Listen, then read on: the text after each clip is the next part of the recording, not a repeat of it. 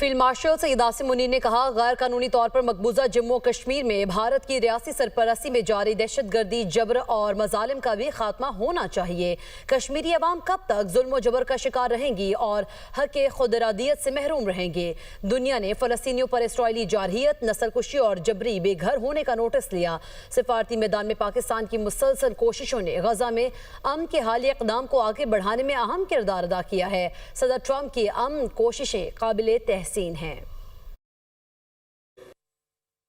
World has finally taken a note of Israel's blatant aggression, genocide and forced displacement waged upon Palestinians, which has led to the martyrdom of thousands of innocent civilians, including women, children and elderly. Pakistan's consistent efforts in the diplomatic domain have played a significant role in invoking the recent peace initiative in Gaza.